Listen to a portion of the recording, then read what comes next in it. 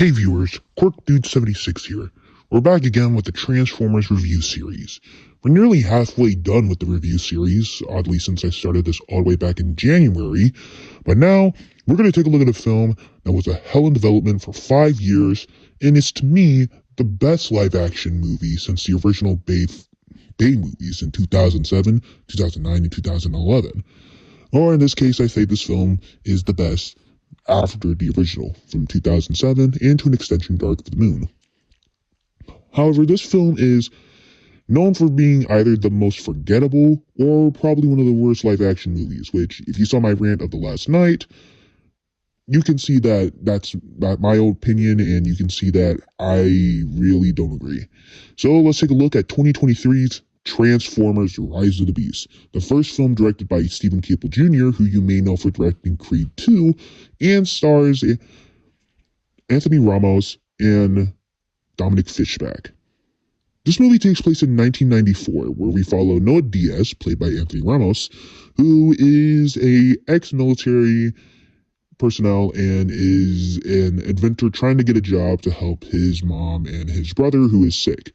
Unfortunately, he can't get a job because he lacks the companionship of a teamwork. At the same time, Dominic Fishback's character, Elena, has discovered this artifact that came from Peru that may be more than meets the eye.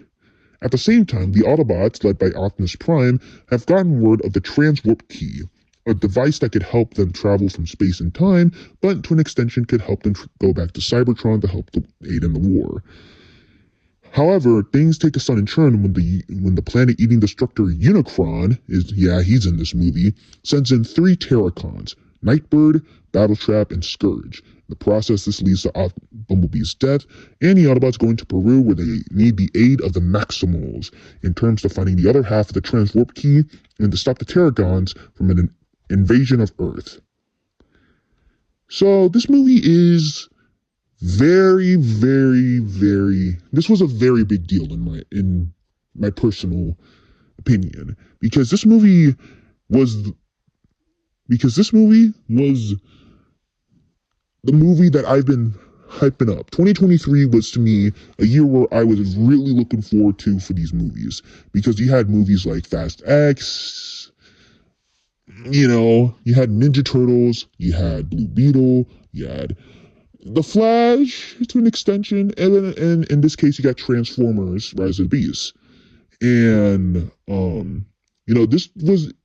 this movie has been, in my opinion, this movie's probably been through a development fucking hell, because I remember seeing B-rolls of the Autobots and Terracons in Peru. I saw so many behind the scenes videos on TikTok, YouTube, and it just looked amazing. It looked like this was going to be a very, very great return. And Steven Caple Jr., in my opinion, did a fantastic job directing it, because, in my opinion, I think Steven Caple Jr. is actually is a lot much better, with Travis Knight, and far better than Michael Bay. No disrespect to Michael Bay, but, Michael Bay was all about action and explosions. Here, both Travis Knight and Steven Caple Jr. really delved into the stories of the characters of the Transformers. And that's pretty much what I think about this movie. This movie is really, really good. Except for the fact when you realize that that so many people really didn't like this movie. And I mean a lot. But I'll dive into the cons of the movie when we get there. Let's start with the pros. The pros that I have to admit about this movie: the characters are actually really good. Yeah, sure, they really don't have much depth as Shia LaBeouf, Mark Wahlberg, or Haley Steinfeld, but Noah Diaz is an interesting character. I like how, in this case, he's the more realist out of the 4 main characters, because unlike Shia LaBeouf, who was a teenager that freaked out a lot, Mark Wahlberg, Haley Steinfeld, who is slowly going through grief as her character in Bumblebee, Noah Diaz is more of a realist. Because when he finds out that Unicron may come and eat their planet, he's more like, they should find the Transwarp Key and destroy it. But at the same time, it would cost the Autobots from getting their chance to go home.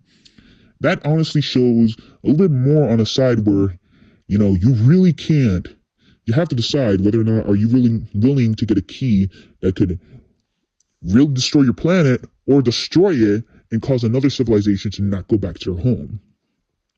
That's a very interesting point in the movie that I really do like, and it's really good.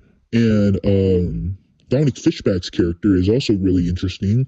I mean, she doesn't do much, but she is very, very. She has some cool moments in the movie. Now, what about the highlights? The Autobots and Terracons and Maximals. Well, let's start with the Autobots, because the Autobots are actually some of my favorite parts of the movie. One thing that I really don't understand about these movies is how many people really didn't like how these Transformers really don't have the shine or the flashiness of the Bay movies. But to me, I'm enjoying this. This is probably some of the best CGI since Dark of the Moon. I mean, yeah, to be fair, it is a little squeaky and clean a little bit, but that's pretty much it. If you really want a Transformers movie, you gotta expect some Transformers rather than human characters. And another issue I have is that people really just don't like these Transformers. But I do. What's the issue with that?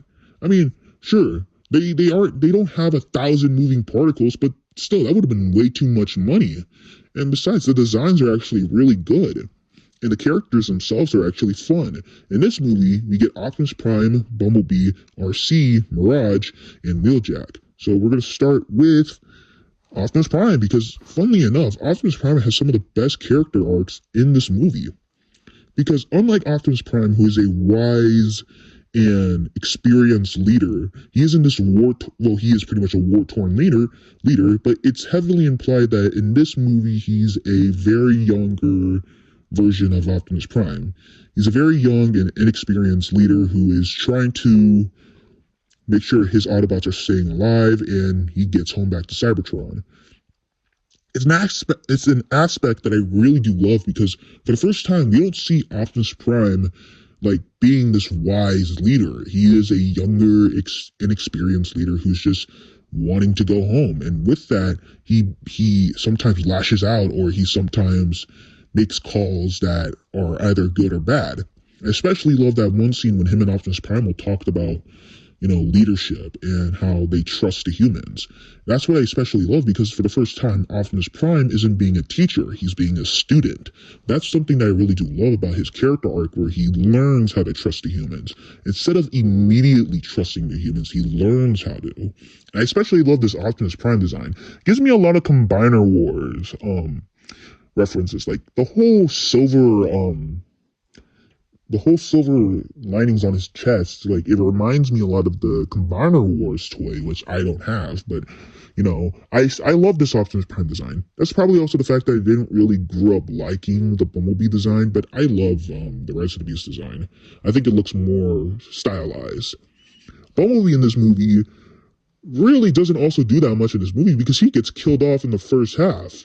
Like, don't get me wrong, I love Bumblebee, but I think it's about time that we finally step away from him being the main Transformers character. And that's exactly what we do with Mirage, who is miraculously voiced by the one and only Pete Davidson. Yeah, that's right, that Pete Davidson. But I like this version of Mirage. In fact, I think Mirage is probably one of the best parts in this movie. His jokes actually work, and Pete Davidson just does a lot for the character. I mean, yeah, sure. In this version, he isn't some homesick loner. He is his reimagined smart mouth rebel boy. He's like this rebel. And honestly, if there's one thing I really didn't like about his character, is that I wish he did a lot much more to be a better, like, to do more as a character. Like, yeah, sure, he does holograms, but he doesn't. That's also a misconception that I really don't appreciate.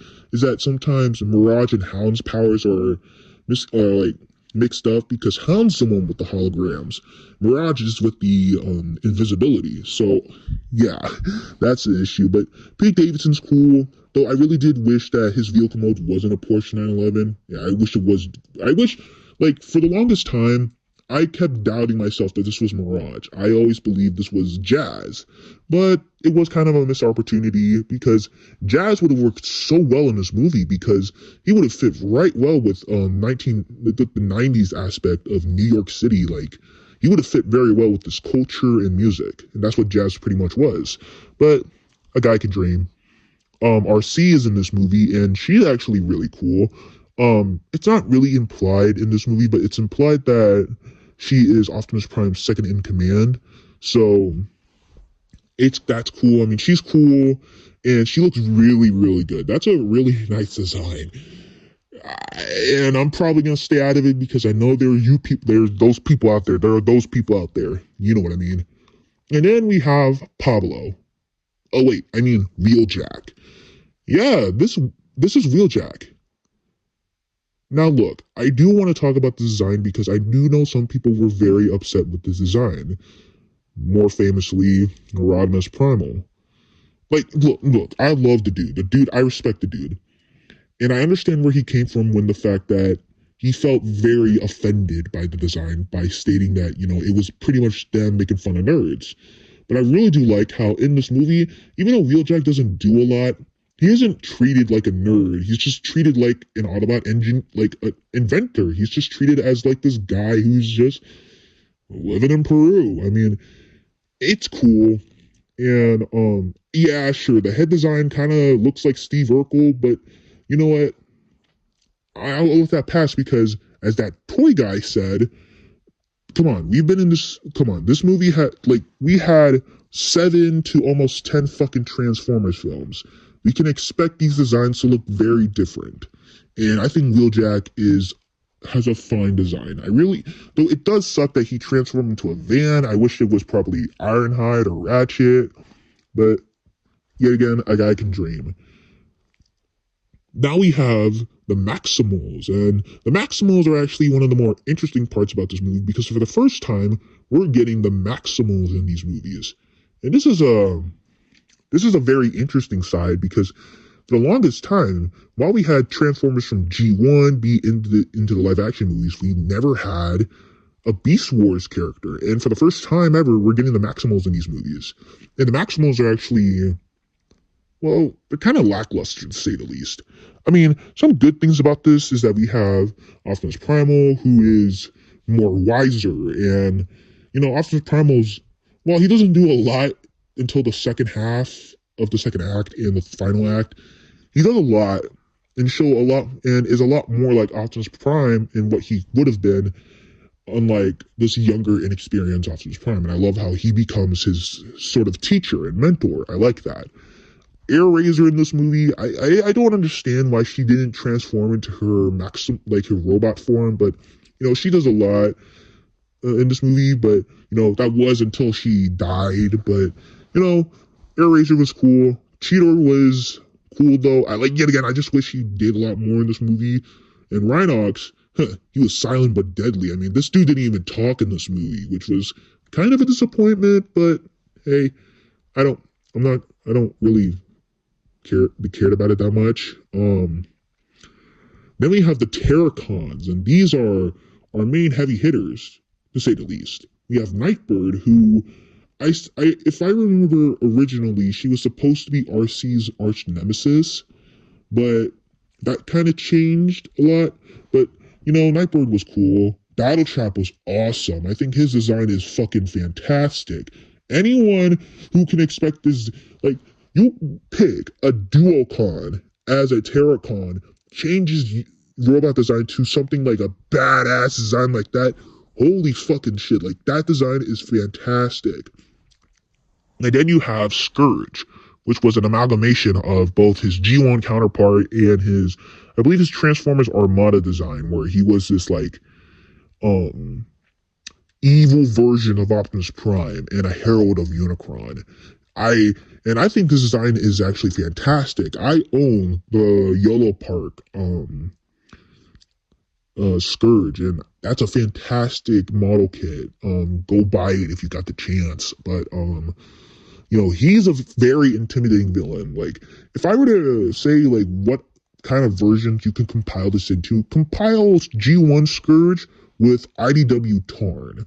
And what I mean by Tarn is that he looks a lot like Tarn in some shape or form. I mean, it's just because of the fact that he wears the Terracon as a mask, insignia as a mask, much like how Tarn wears a Decepticon insignia as a mask.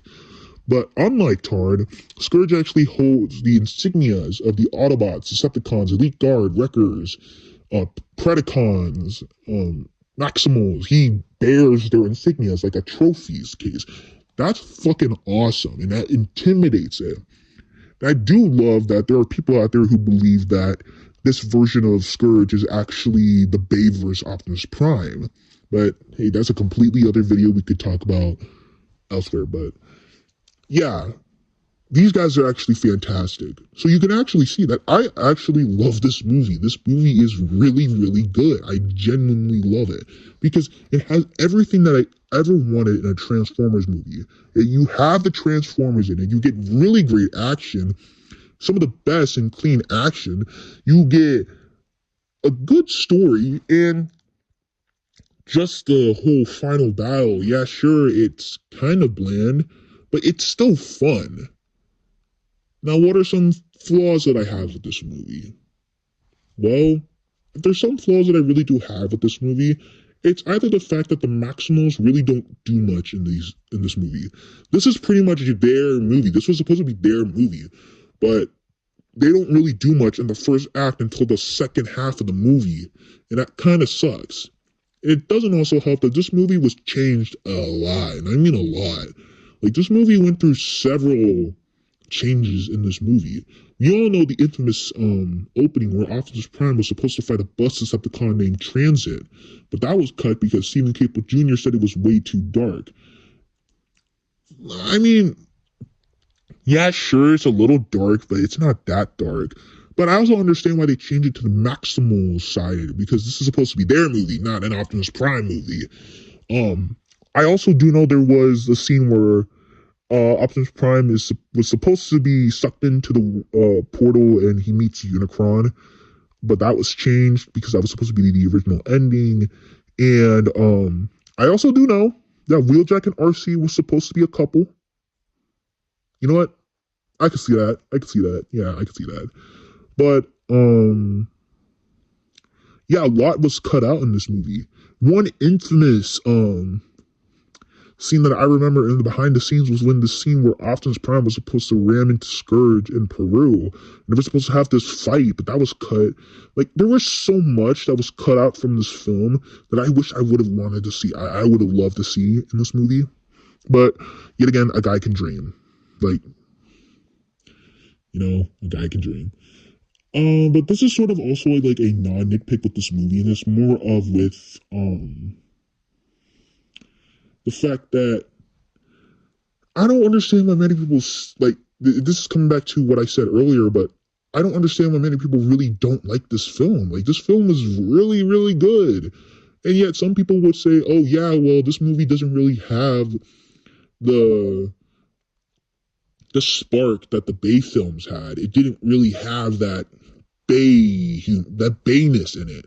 And that it has some of the worst like one of the worst character stories of all time, and Optimus Prime sucked on this movie. Like, I don't understand why many people don't like this movie. These are the same people, these are some of the same people that would also say that Optimus Prime is a downright psychopath. But I already claim that Optimus Prime is not a psychopath. He's just a war-torn leader. So, in my opinion, this is just the best Transformers movie since Transformers 2007 and Dark of the Moon. And I'm going to stand by that. And this is just also because that this movie reignited my spark to recollect action figures and Transformers. Like, I've grown to really appreciate the Transformers community. And, you know, it's all thanks to this movie because, yeah, sure, Dark of the Moon really got me into, like, collecting, but I wasn't really that much of an avid collector of the series. It wasn't until I really got into it was when I learned more about G1, Beast Wars, the Unicron trilogy, Align continuity, the Bay films. I got back into the Bay films. Like, I was able to learn a lot thanks to Rise of the Beast because it just reignited my interest in the franchise. So I hold a lot of thanks to both Stephen Campbell Jr. and Transformers Rise of the Beast. But yes, this movie isn't perfect. This movie is never, this movie is not even Oscar worthy. But it's a really fun family movie and a really fun Transformers movie that I think deserves more credit than the shit in it. So, in my opinion, Transformers Rise of the Beast is definitely the best live-action Transformers movie, and deservingly so. I think this movie would have earned a lot more. Oh yeah, I do also know of the post-credit scene with G.I. Joe. I don't know about a Transformers X G.I. Joe crossover live-action movie, though I am excited for the rumored Transformers G.I. Joe animated series that's coming on the Amazon Prime, done by the creators of Invincible, which I, hands down, that would have been, this would be a masterpiece of a show, but again, that's a story for another day. So at the end of the day, Transformers Rise of the Beast is fantastic. I love it, and I'll continue to love it, and to me, is a perfect movie that deserves a good 9.5 out of 10. It's that good of a movie, in my opinion. You should really go watch it. So yeah, that was the last live-action Transformers movie, and most people expect that we're going to have to wait another 3 to 4 years. Nope. We just had to wait until 2024. Yes, that's right. We got one Transformers movie the next year. And this movie might be the best Transformers movie since 1986. Maybe even surpassed it. Maybe this is the best Transformers animated movie. You know that in this review, I kept saying that Rise of the Beast was the best live action.